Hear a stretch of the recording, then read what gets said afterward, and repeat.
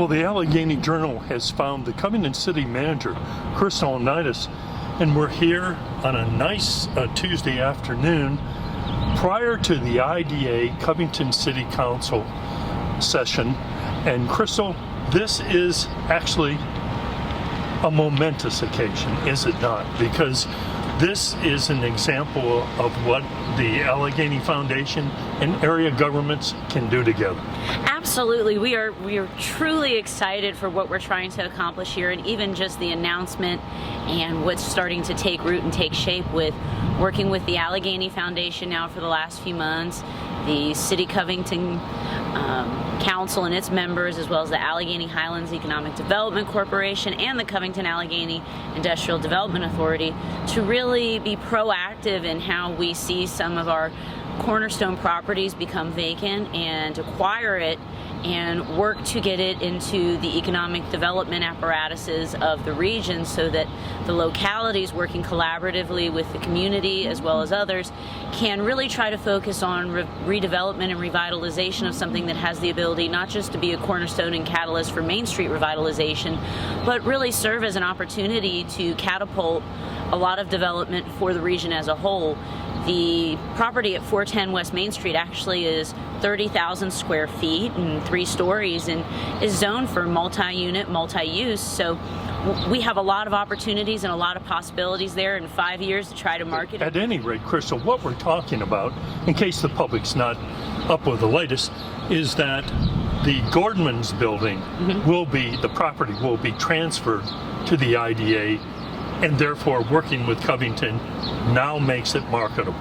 Yes, so this evening we're working to have the property that was formerly Peebles and Gordman's, a department store on Covington's Main Street for many decades, transferred to the Industrial Development Authority, and the city, working with the Alleghany Highlands Economic Development Corporation, will focus on marketing and redevelopment of that property. Part of that will involve working with head-down strategies, our Main Street consultants, as well as our EDC consultants, Hunton and Timmons, on just ways that we can put that space to highest and best use. And a great way to get some ideas on that is we're going to invite everyone, and we're continuing to invite everyone, to our community summit on April 29th at Covington High School. It starts at 4 p.m. so that we can get some input and some ideas for that. And we're also going to be doing a market study to really figure out how we can put that building to best use for long-term vitality of this region. The Journal just walked between the city's parking lot and Maple Avenue, and workers were installing the last portion of infrastructure, and part of that, they said, there's fiber internet, there's underground power. Maple Avenue is really a first-class project, apparently the first of many. How does this fit into the overall downtown strategy? So the improvements we've made on Maple Avenue with the streetscape enhancements, as well as the actual underground infrastructure, have really helped to further what we can offer as a downtown. We have, unparalleled fiber internet access. We are working for underground utilities with regards to power and what that means for outages, as well as just what we're trying to offer as a locality through our Old Town Covington organization, our Economic Development Corporation, and as a city, to really try to incentivize and spur some business growth and retention, as well as bringing folks in for Main Street living. And in the age of Amazon, what kind of innovative uses are contemplated for a building the size of Gordman's, with all the retail challenges that most people are seeing these days? It's easy to go to Amazon and eBay and Walmart.com. What are some of the ideas that the former Gordman's building might be put to? So what we're looking at is a variety of options, back office support, call centers, data centers, multi-unit, whether there's mixed use of retail and restaurant space, as well as potential housing. Anything that's really going to add sustainable tax revenue and living wage jobs to those that live, work, and play and call the Highlands home. That's what our main goal is here, and creating that cornerstone again for our Main Street, because having a sustainable Main Street is vital to our economy. Well, all of you have worked very hard on this.